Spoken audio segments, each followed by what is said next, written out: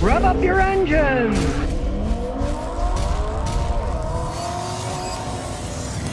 Today I'm talking about a classic, a 2002 Chevy Suburban that has over 500,000 miles. Yes, and it's the original owner. Now, in the case of, they don't make them like they used to. This is a prime example. As you can see, made in the United States in 2002. A rear-wheel drive Suburban with all kinds of room.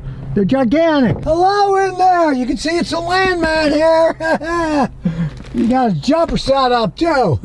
All of his stuff. Mind you, he has changed the wheels. He bought these used. Real snazzy looking, right?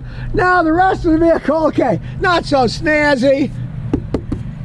Usual GM, they didn't know how to paint them back in these days. Their stupid water-based paint just comes right off. It's starting to come off in various things. But guess what? As we look under the hood that holds itself up is the beauty of this thing. Original Vortec V8 5.3 liter engine. Did I say original? Yes, he's the original owner. This is the original engine. It's still going strong. Now, he's had the transmission rebuilt twice, which is pretty typical. That's about as long as the transmissions will last, but it's a simple 4-speed automatic transmission. He's had it rebuilt twice. It cost him $1,000 each time. Chicken feed for 500,000 miles. Now, I looked at a loaded Suburban, brand new 2025 here locally, and I found one for $83,995. I guarantee that baby will not last 500,000 miles like this one has. Well, at least for the 84 grand, you still get a full frame like this one. You look under, surface rust, yes, but still solid metal. Look at this thing. Look at that gigantic drive shaft. 500,000 miles. Still has the original GM muffler on it. Hey, that's something, baby. Sure, it's a shame they don't make them like they used to. Still runs good. He drives all over the country doing oil and gas. Believe it or not, there's oil and gas everywhere. He even does business in Pennsylvania, New York. You'd be surprised. Well, you will find especially gas wells. And this guy's job is just like Billy Bob Thornton's job. He got to keep them going, fix up the old ones, see if they're worth running anymore. He does a lot of driving, and he's still using this thing as his work truck, which says something. Over 500,000 miles, and it's still a dependable work truck. He had the top done over. It's not quite as bad, but it's starting to fade out too. Even that's starting to go, which is a big problem with water-based paints. GM never really got the hang of that. You'd have to really strip this thing down to the bare metal. Of course, you can close to the bare metal here, but the whole truck, repaint it with primer, and then put the paint, and then put the clear coat. A lot of money, and in this old work truck, there's no way in Hades he's ever going to do that. And other than the $2,000 he spent on full overhaul of the transmission twice with all these mileage, right? There's still a whole bunch of the stuff's original equipment on it. He did change the ignition coils a month or so ago. Some of them went bad, so he thought, heck, I'll change them all. So he changed all the ignition coils. Easy job. Back in the day, these V8s had lots of working room, unlike the new ones where half of them are hidden where you can't even get to them. Still got the original radiator, even the original radiator overflow tank. Even the plastic was better made in those days. Although the radiator caps have been changed. That didn't cost much, right? When you look inside, these things are just monsters for what you can fit in, right? Sure, the leather seat's cracked, you know, but it's still comfy. I realize these aren't even real leather seats. They're faux leather. Look, you can see there's the back and stuff. If they're real leather seats, they'd probably be a little bit better shape than that.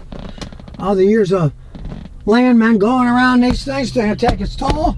They're still comfortable, though. The dash has got a few fades in it, but it's still all there, although when you hit it, you can see it kind of bounces around. Now, since it's old, it's got real emergency brake. Back in the day, GM had some decent software for computers, so here we go with a giant analysis. Check it out, the power seats still work. Look at that, making a noise. It's doing stuff. It even has OnStar, even though they're not paying for it anymore, so it doesn't work. So we will do a standalone diagnosis. It's read the VIN already. It knows it's a 2002 light-duty truck. And even though it's old, it can do a topology scan, so here we go, baby. We're going along. In its day, it was swanky. You can set the seat. You can heat the driver's seat. You can also heat the passenger seat on the other side. Knock off so he can run all his equipment. And look at this. Adobe tape deck. Ooh. Why are this making a noise? Well, they always made a noise because they run the fan. And the reason they run the fan is because these giant things a big evaporator for the AC, and they would often grow mold, so they run the fan quite a bit to dry it out so you don't get mold and bacteria in them. So here we go, 500,000 miles, but hey, got 21 trouble codes. So let's start on the bottom. Traction assist, I wouldn't expect that to work that well anymore anyways. I certainly wouldn't trust my life on it. So let's look at the trouble codes. Electronic brake control module problems for, you know, the electronic stuff that really never worked that good back in those days, like the traction assist. I don't expect that to work on an old vehicle like this. Chase them anyways, just for kicks. So let's check out the air conditioning system. It's got some goofy codes. Let's see what they are. Air temperature circuit, recirculation feedback, blah, blah, class 2 communication. Hey, this thing's old. It still blows hot air when he wants it and cold air when he wants it. Yeah, all this stuff may not work right with exact temperature, but hey, it's good enough. We'll get rid of those anyway, see if any of them pop back. Pop back already, so there's some problems there, but it blows cold enough. He doesn't care. So let's look at the all-wheel sensor. Trouble codes are not detected. Well, as I said before, this is only 2-wheel drive. It's not 4-wheel drive. Here's the front. You can see there's no drive shaft in there, so we can ignore that too. In the powertrain, we'll see if that means anything. But realize one thing. This vehicle's registered, licensed in a state that doesn't do emissions testing, so he doesn't care. Reason to move to one of these states, but let's see what the trouble code is anyway. Catalyst low efficiency bank 2. Okay, so the catalytic converter is inefficient. Whoop-de-doo, it runs perfectly fine. He doesn't care. Now, if your catalytic converter is actually going bad, will clog up inside. What'll happen is you'll only be able to go a certain speed, like 45 miles an hour, not any further. Your temperature gauge, instead of being in the middle, will start running more towards the H because the hot air builds up in the exhaust, makes the engine run hotter. This is doing none of those. So we don't care. Now, if you lived in an area where they did emissions testing, you'd probably have to put a catalytic converter on it. But this doesn't live in one of those places. So we got rid of that too, so we'll start her up.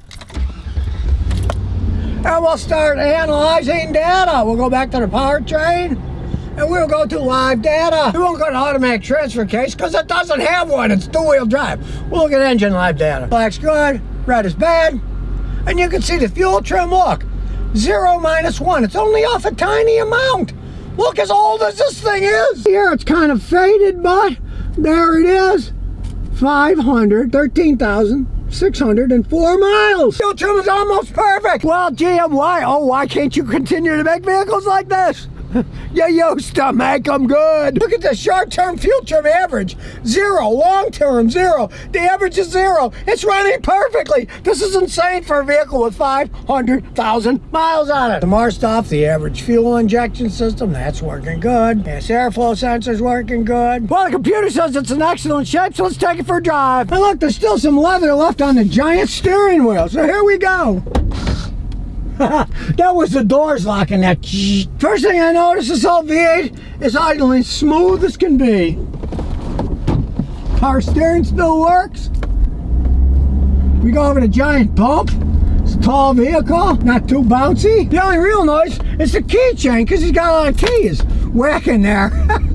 I took them off. If I was driving, it wouldn't even make that noise. Amazing. 500,000 miles. We go up to the big intersection. Nobody to the left. Truck to the right, but we got a big old V8 engine, so let's floor it. Listen to that baby. Oh man, what a sweet engine. And they did a good job rebuilding the transmission the second time. It still shifts like a dream. They did a good job. These 4-speed transmissions are pretty easy to rebuild. They're relatively simple compared to those 10-speed monsters that they use today that are forever breaking down, costing a fortune, and then breaking again. And here we go. Hey, this thing still handles perfectly fine. All those miles, all those oil and gas rigs that it's serviced, and it's still going. Why, oh why can't you make them like this anymore, GM? And now you know why I tell people, the best ones they ever built, and they don't build them like that anymore, were like 2001, 2002. This is a 2002. And since it doesn't live around here in Rhode Island, it's been all over the country due to oil and gas wells. It's not even rotting underneath. Nice loud turn signal so you can hear it, right? Look at this thing. I wouldn't think twice before driving this anywhere. Florida, California, you name it. Any place where there's a road. After all, it isn't four-wheel drive. It's just rear-wheel drive. But still, it's a heavy vehicle. It would handle most anything, within sane regards at least. Head back in, the brakes don't fade, no noises, the bearings are all fine. It's amazing how they used to make these things. So I think over 500,000 miles, and it's still going strong.